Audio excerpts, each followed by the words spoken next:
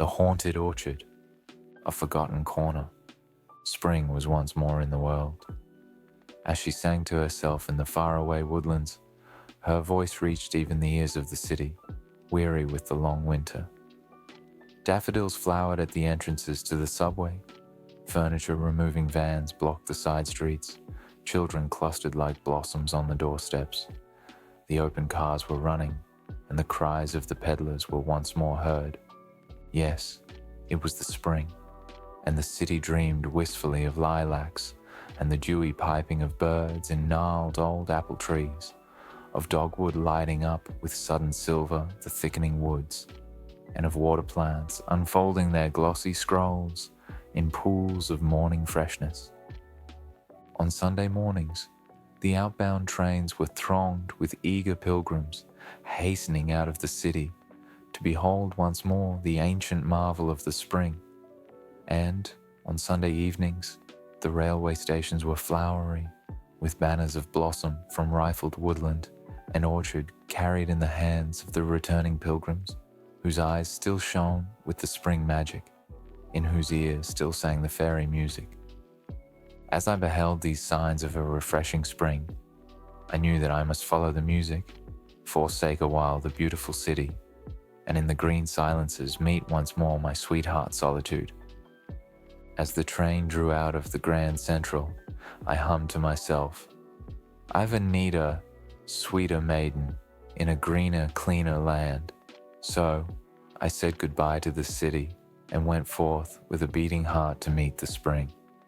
I had been told of an almost forgotten corner on the south coast of Connecticut where the spring and I could live in an inviolate loneliness, a place that is uninhabited save by birds, blossoms, woods, thick grass, and an occasional silent farmer, and pervaded by the breath and shimmer of the sound.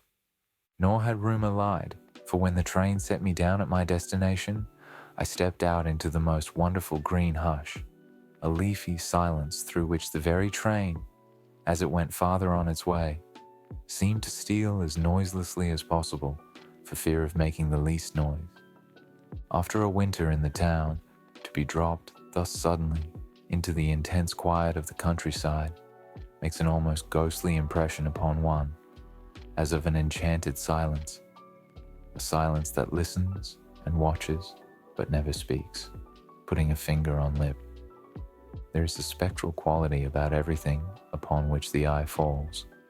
The woods, like great green clouds, the wayside flowers, and the still farmhouses half lost in orchard bloom, all seem to exist in a dream. Everything is so still and supernaturally green. Nothing moves or talks, except the gentle whisper of the spring wind swaying the young buds high up in the quiet sky, or a bird now and again, or a little brook singing softly to itself among the crowding rushes. Though, from the houses one notes here and there are evidently human inhabitants of this green silence, none are to be seen.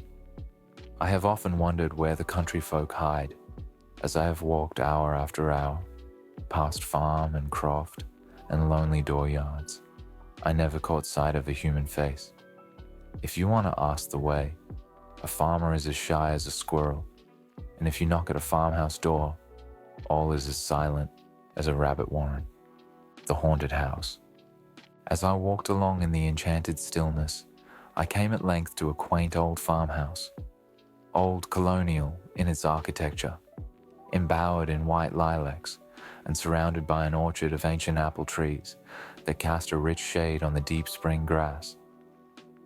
The orchard had the effect of those old religious groves, and in the hearts of young poets to whom the beautiful antique Latin is still dear, the old house seemed already the abode of solitude. As I lifted the latch of the white gate and walked across the forgotten grass, up onto the decorated veranda, and looked into the window, I saw Solitude sitting by an old piano, on which no composer later than Bach had ever been played. The house was empty, and going round to the back, where old barns and stables leaned together as if falling asleep, I found a broken pane, and so climbed in and walked through the echoing rooms, The house was very lonely. Evidently, no one had lived in this house for a long time, yet it was ready for some occupant for whom it seemed to be waiting. Quaint old four-poster beds stood in 3 rooms, dimity curtains and spotless linen, old oak chests and mahogany presses, and opening drawers. I came upon beautiful frail old silver and exquisite china that set me thinking of a beautiful grandmother of mine and her laughing wrinkles and old blue eyes. There was one little room that particularly interested me, a tiny bedroom, all white, and at the window the red roses were already in bud. But what caught my eye with peculiar sympathy was a small bookcase in which were some 20 or 30 volumes wearing the same forgotten expression, forgotten and yet cared for, which lay like a kind of memorial charm upon everything in the old house. Yes, everything seemed forgotten, and yet everything, curiously, even religiously remembered. I took out book after book from the shelves. Once or twice flowers fell out from the pages. I caught sight of delicate handwriting here and there and frail markings. It was evidently the little intimate library of a young girl. What surprised me most was to find that quite half the books were in French. French poets and French romances, a charming, very rare edition of Ronsard, a beautifully printed edition of Alfred de Musset, and a copy of Théophile Gautier's Mademoiselle de Maupin. How did these exotic books come to be there alone in a deserted New England farmhouse? This question was to be answered later in a strange way. Meanwhile, I had fallen in love with the sad, old, silent place, and as I closed the white gate and was once more on the road, I looked about for someone who could tell me whether or not this house of ghosts might be rented for the summer by a comparatively living man. I was referred to a fine old New England farmhouse, shining white through the trees a quarter of a mile away. There I met an ancient couple, a typical New England farmer and his wife. The old man, lean, chin-bearded, with keen grey eyes flickering occasionally, with a shrewd humour. The old lady with a face of a ruddy, withered apple. They were evidently prosperous people, but their minds, for some reason I could not at the moment divine, seemed to be divided between their New England desire to drive a hard bargain and their disinclination to let the house at all. Over and over again, they spoke of the loneliness of the place. They feared I would find it very lonely. No one had lived in it for a long time, and so on. It seemed to me that afterwards I understood their curious hesitation, but at the moment only regarded it as a part of the indirect New England method of bargaining. At all events, the rent I offered finally overcame their disinclination, whatever its cause, and so I came into possession for 4 months of that silent old house, with the white lilacs, the drowsy barns, the old piano, and the strange orchard.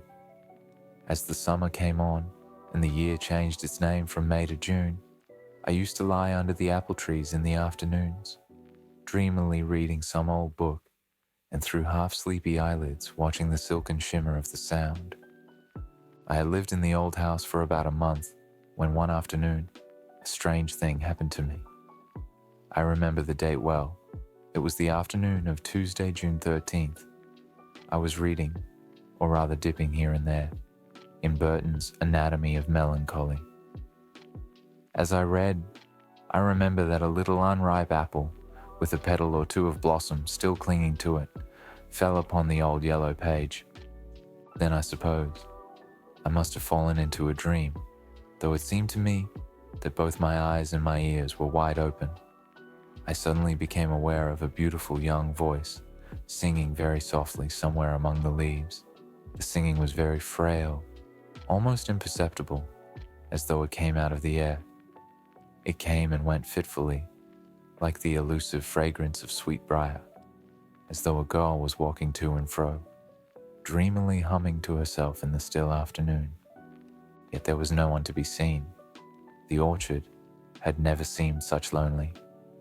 Another fact that struck me as strange was that the words that floated to me out of the aerial music were French, half sad, half gay snatches of some long dead singer of old France. I looked about for the origin of the sweet sounds, but in vain. Could it be the birds that were singing in French in this strange orchard? Presently, the voice seemed to come quite close to me, so near that it might have been the voice of a dryad singing to me out of the tree against which I was leaning. This time I distinctly caught the words of the sad little song. Sing, nightingale, sing.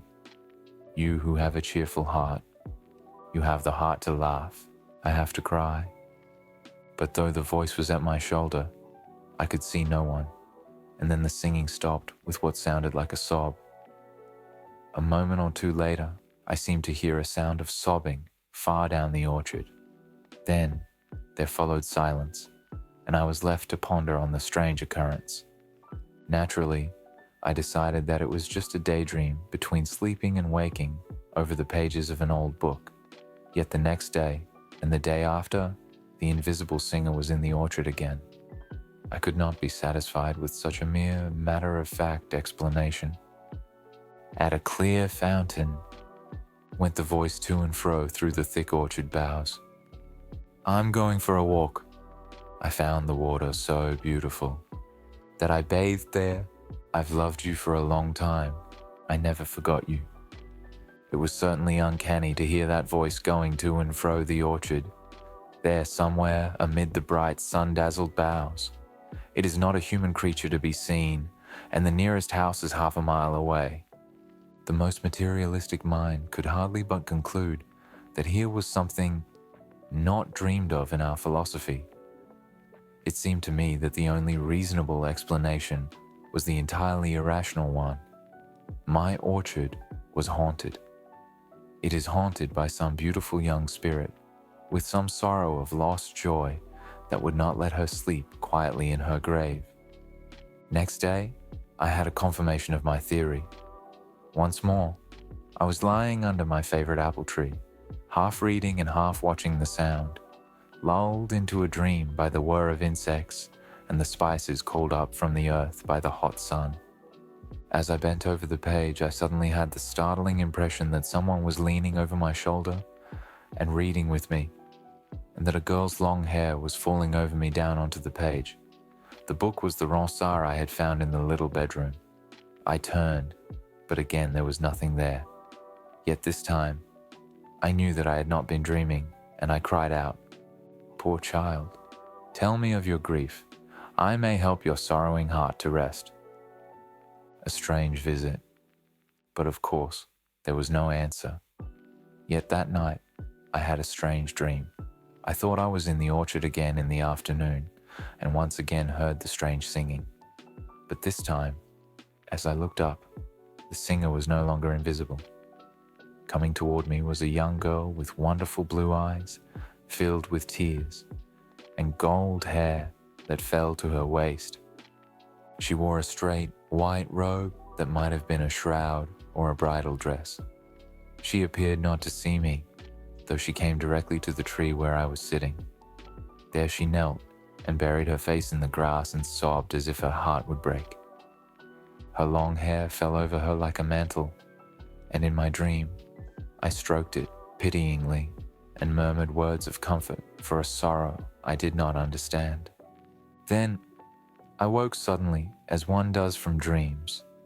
The moon was shining brightly into the room. Rising from my bed, I looked out into the orchard. It was almost as bright as day. I could plainly see the tree of which I had been dreaming, and then a fantastic notion possessed me. Slipping on my clothes, I went out into one of the old barns and found a spade. Then I went to the tree where I had seen the girl weeping in my dream and dug down at its foot. I had dug little more than a foot when my spade struck upon some hard substance, and in a few more moments I had uncovered and exhumed a small box, which, on examination, proved to be one of those old-fashioned boxes used by our grandmothers to keep their thimbles, needles, and their reels of cotton and skeins of silk. After smoothing down the little grave in which I had found it, I carried the box into the house and under the lamplight examined its contents. Then I understood why that sad young spirit went to and fro the orchard singing those little French songs for the treasure trove I had found under the apple tree, the buried treasure of a suffering soul, which proved to be a number of love letters, written mostly in French, in very picturesque hand letters too, written but some 5 or 6 years before. Perhaps I should not have read them, yet I read them with such reverence for the beautiful, impassioned love that animated them and literally made them smell sweet and blossom in the dust. I felt I had the sanction of the dead to make myself the confidant of their story. Among the letters were little songs, 2 of which I had heard the strange young voice singing in the orchard, and of course, there were many withered flowers and such like remembrances of bygone rapture. Not that night could I make out the story, though it was not difficult to define its essential tragedy. Later on, a gossip in the neighborhood and a headstone in the churchyard told me the rest. The young soul that had sung in the orchard was my landlord's daughter. She was the only child of her parents, a beautiful girl, unlike those from whom she was sprung, and among whom she lived with a disdainful air of exile. She was, as a child, a little creature of fairy fancies. As she grew up, it was plain to her father and mother that she had come from another world than theirs. To them, she seemed like a child in an old fairy tale, strangely found on his hearth by some shepherd as he returned from the fields at evening. A little fairy girl swaddled in fine linen and dowered with a mysterious bag of gold. Soon, she developed delicate spiritual needs to which her simple parents were strangers. From long truancies in the woods, she would come home laden with mysterious flowers, and soon she came to ask for books, pictures, and music of which the poor souls that had given her birth had never heard. Finally, she had her way and went to study at a certain fashionable college, and there the brief romance of her life began. There she met a romantic young Frenchman who had read Ronsard to her and written her those picturesque letters I had found in the old box. After a while, the young Frenchman had gone back to France and the letters had ceased. Months went by, and at length one day, as she sat wistfully at the window, looking out at the road, a message came. He was dead. That headstone in the village churchyard tells the rest.